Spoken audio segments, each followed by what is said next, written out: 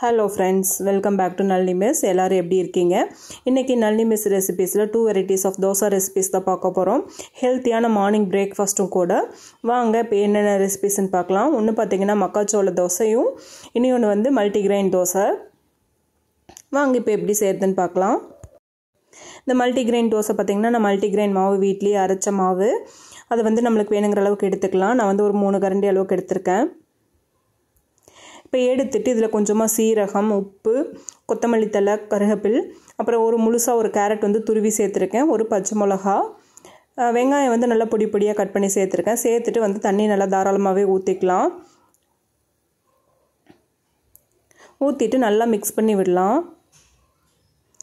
இந்த மாவில் பார்த்தீங்கன்னா கோதுமை, கம்பு, சோளம், ராகி, அப்புறம் தினை அரிசி, சோளம் எல்லாமே போட்டு தான் அரைச்சி எடுத்து வச்சுருக்கேன். நான் வந்து சப்பாத்தி செய்யும்போது இது ஒரு கரண்டி மாவு போட்டு சப்பாத்தி மாவு பிசைஞ்சுப்பேன். தோசைக்கு வந்து அப்படியே வந்து அந்த மாவு மட்டும் எடுத்துட்டு இதில் இந்த வெஜிடபிள்ஸ் எல்லாம் சேர்த்துட்டு நல்லா இது மிக்ஸ் பண்ணிவிட்டு இப்போ தோசைக்கல் சூடானதாமல் ஊற்றிக்கலாம்.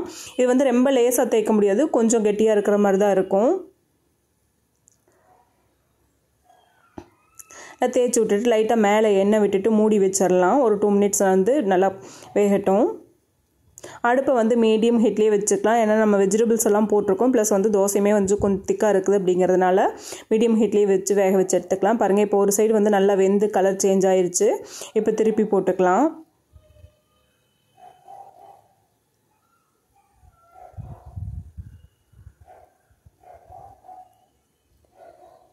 இப்போ 2 சைடும் வந்து நல்லா வெந்திருந்தாமல் எடுத்துகிட்டு சர்வ் பண்ணிக்கலாம். இப்போ டேஸ்ட்டான மல்டிகிரெயின் தோசை ரெடி ஆயிடுச்சு. சாம்பாரோட சர்வ் பண்ணியிருக்கேன். நெக்ஸ்ட்டு பார்த்தீங்கன்னா மக்காச்சோள தோசை தான் செய்ய போகிறோம். இது வந்து பச்சை மக்காச்சோளம். நான் வந்து இந்த டம்ளரில் 2 டம்ளர் ஊற்றி எடுத்திருக்கேன். இப்போ இந்த 2 டம்ளர் மக்காச்சோளத்துக்கு வந்து 1 டம்ளர் பச்சரிசி போட்டுக்கலாம். ஒரு 1/4 டம்ளருக்கும் கம்மியாக ஒரு கைப்பிடி அளவுக்கு வந்து உளுந்து சேர்த்துருக்கேன். சேர்த்துட்டு இது வந்து ஒரு 1 ஹவர் ஊற வச்சிடலாம். ஏன்னா நம்மளுக்கு வந்து அரிசியும் பருப்பும் ஊதுனா போதும். மக்காச்சோளம் வந்து ஆல்ரெடி வந்து பச்சையாக இருக்குது, அதனால் அது ரொம்ப நேரம் ஊறணும் அப்படிங்கிறது இல்லை. பாருங்கள், இப்போ அரிசி எல்லாமே வந்து நல்லா ஊறி வந்துடுச்சு. இப்போ நல்லா கழுவிட்டு மிக்ஸி ஜாரில் சேர்த்துட்டு தண்ணி சேர்த்துக்கலாம். தண்ணி சேர்த்துட்டு நைஸாக அரைச்சி எடுத்துடலாம். இப்போ எடுத்துகிட்டு ஒரு 2 ஹவர்ஸ் வந்து மாவு அப்படியே மூடி வச்சிடலாம். இப்போ மூடி வச்சுட்டு எடுத்து தோசை ஊற்றும் போது உப்பு போட்டு நல்லா மிக்ஸ் பண்ணிக்கலாம். இப்போ ஒரு 2 ஹவர்ஸ் ஆயிடுச்சு. நல்லா மாவு வந்து மிக்ஸ் பண்ணி விட்டுட்டு நம்மளுக்கு இந்த அளவுக்கு திக்னஸ் கரைச்சி எடுத்துக்கலாம். கரைச்சி எடுத்துகிட்டு தோசைகள் சூடானதாமல் வந்து நம்ம நல்லா லேசாக வந்து கிறிஸ்பியான தோசையாகவும் ஊற்றிக்கலாம், இல்லைனா ஊத்தாப்பம் மாதிரி கெட்டியாகவும் ஊற்றிக்கலாம். இப்போ நல்லா தோசையை ஸ்ப்ரெட் பண்ணி விட்டு நான் வந்து ஒரு மேலே வந்து ஒரு ஆனியன் கட் பண்ணி சேர்த்துருக்கேன். நம்மளுக்கு ஆனியன் வேணுனாலும் சேர்த்தலாம், இல்லைனாலும் ஸ்கிப் பண்ணிக்கலாம். ஆனியன் சேர்த்தும்போது டேஸ்ட் வந்து நல்லாவே இருக்கும். இப்போ வந்து ஒரு சைடு வெந்திருந்தாமல் திருப்பி போட்டுக்கலாம்.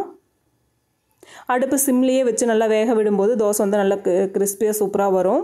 நம்மளுக்கு சாஃப்டாக வேணும் அப்படின்னம்னா சாஃப்டாகவும் எடுத்துக்கலாம். இப்போ இதே மாவு வந்து நம்ம ஊத்தாப்பம் மாதிரிக்கும் ஊற்றிக்கலாம். இதில் ஆனியன் ஊத்தாப்பமும் டேஸ்ட்டாக இருக்கும். நல்லா சாஃப்டாகவும் ஸ்பான்ச்சியாகவும் சூப்பராக இருக்கும்.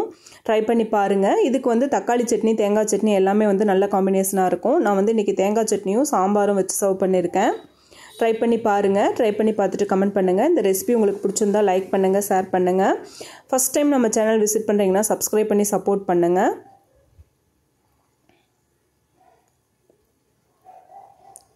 Thanks for watching.